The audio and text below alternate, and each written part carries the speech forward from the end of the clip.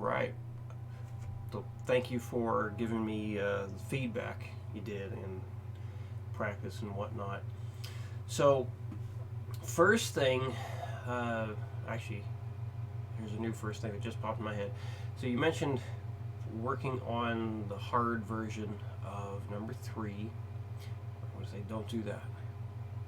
So, I want to have you do some other stuff first. This way, we get you more comfortable with feeling the offbeats or upbeats. So that's what's happening. Is you're at the slow speeds, you do well. At 60 beats a minute, you're doing well with nailing that click, and nailing the click, and then hitting everything directly in between it. So something to keep in mind when you are working on stuff. So the 120 beats a minute for any of the top speed things I talk about here, in this case, the 120 beats a minute for right now, you don't have to get to that. So when, let's say, like for number 3, whether it was the regular one or the hard one, let's say you get to 100 beats a minute. You go past that, and then you're like not really sure if you're nailing it or not. You definitely do not want to go past that. So go back to the 100, make sure that you feel comfortable with that, and then go to 101, try that, and 102, try that. So we always want to stay with any of us, whatever we're practicing, we want to make sure we stay in the realm of, I know it's right. I am completely guilty of not doing that. But I think, at least thankfully, I have been in the realm of, I know I'm doing it right, far more than I have no idea what I'm doing and I'm just slopping my way through things. So the non-slop has exceeded the slop for me, I think. Or else how the hell can I do what I do? But learn from my errors. Don't slop your way through. So again, if you're unsure if you're on or you're hitting the notes right where they need to be, don't push the speed yet. Get comfortable with where you made it to, and then work on going later. So let's say a week goes by and you weren't able to get to the 120. It's fine. That's where I come in. I have to figure out, what can I give you to help you get to that next level. So I just want you to make accuracy the most important thing in any of the stuff that you practice. Okay? Accuracy first. We all want to be faster. I'm not as fast as I want to be. Well, none of us will ever be as fast as we want to be, I don't think.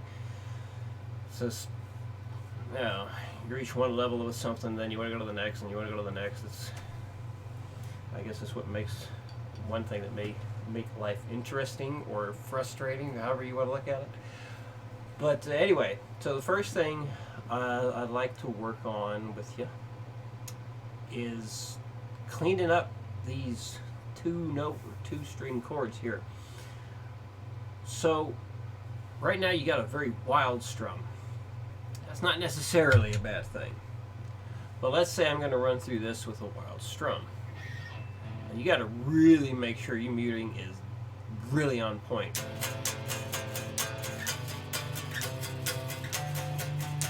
See how flat my index finger is there?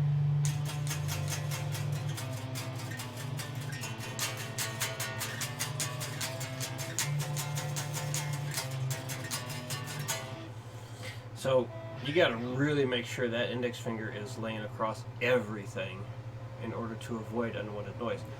So sometimes you had it, and I was even thinking on, I don't remember which one it was. It was either number 1 or number 2 that has some of those diads plus some regular 3-note or 3-string power chords. I was thinking, your left-hand muting technique is on point, and it was for that. But when you went to the upstroke, like the constant upstrokes, upbeats, the muting wasn't as precise as you are capable of making it. So I want to. That's why we're doing number 1 here. So in addition to making sure your index finger is flatter across all the strings, not barring, we don't want to have it like that. You just want it just enough pressure for the A string, but then you get all this raky harmonic sounding stuff. So if I strum both of the fretted strings, the fretted notes are loud enough to drown out all that raky sound, okay? That being said, in addition to you making sure your left hand, your index finger is flatter, I want you to strum smaller. So, yes, it's good to have the muting capability, but sometimes a performance can be improved by just watching what you're picking.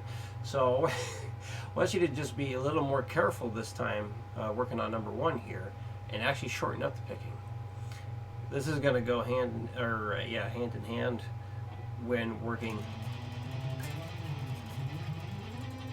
the single note stuff, because you're not going to be able to go hog wild with that anyway. So the wild strumming is fine so long as the muting is really on point. But we also want to make sure the shortened strumming is on point as well. And that's going to tie in, talk about power metal, like one of the, I think Halloween, doing stuff like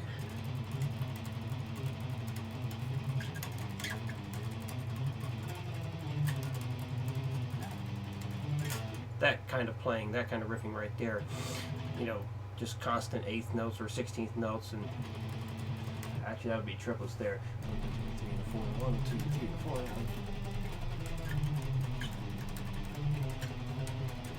Anyway, and so you got to be pretty precise with the picking there. So that's my thought process behind this. Let's get into it. 60 beats a minute. 1, 2, 3, 4. That's 16th notes. I apologize. 1, 2, 3, 4.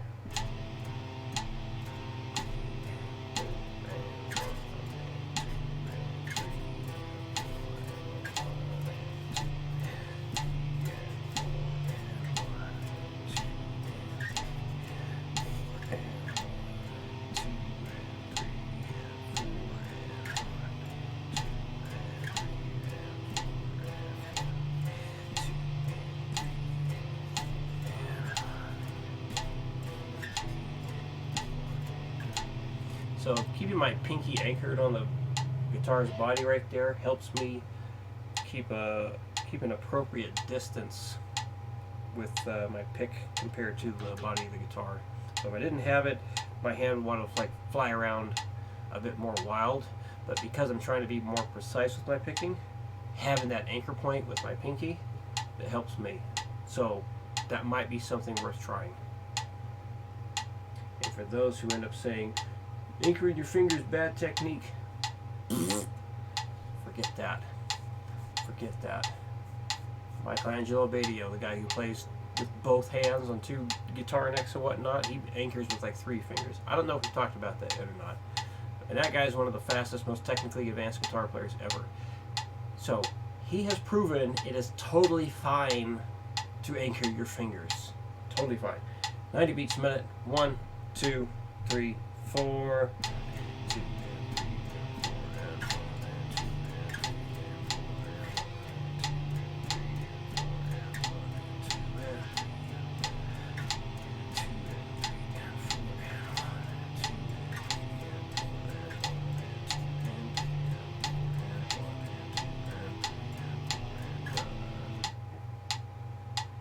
And 120.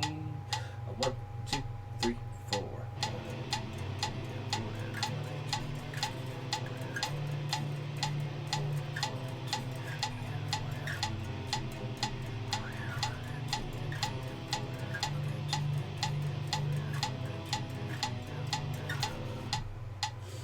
Okay, number 2, where we are going to work on getting the upstroke, the upbeat stuff a little easier. So just 2 chords here. So solid bar of eighth notes, and then 1 bar where it's nothing but the upstroke stuff. Here we go. Go at 60 beats a minute. 1, 2, 3, 4. 1 and 2 and 3, 4 and 1 and 2 and 1 and 2 and 3 and 4 and 1 and 2 and 3 and 4 and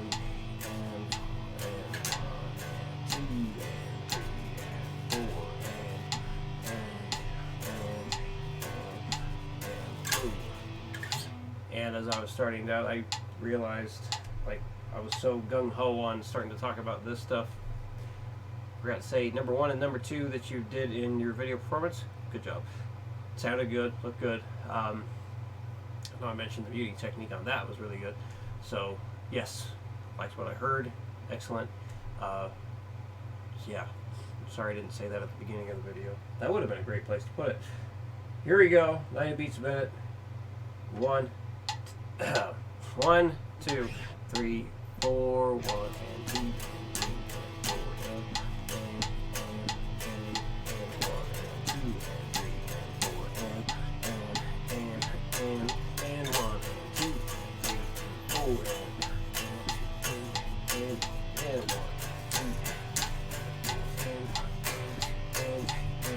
and done. 120, 1, 2, 3, 4, 1 and 2 and 3 and 4 and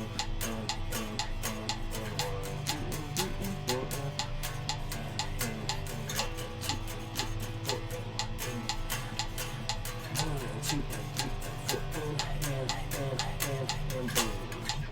I have a breath there. Alright, number 3. Again, focusing on just improving your feel for the upstrokes, upbeat stuff.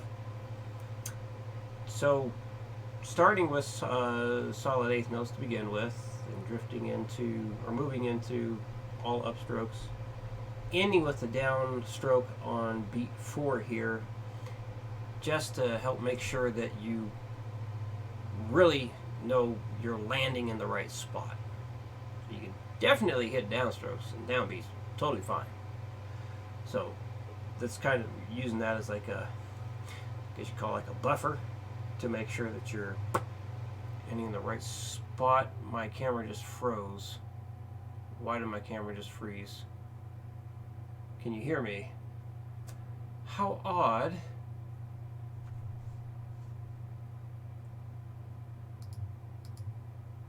And I'm still frozen. What the heck? Hang on.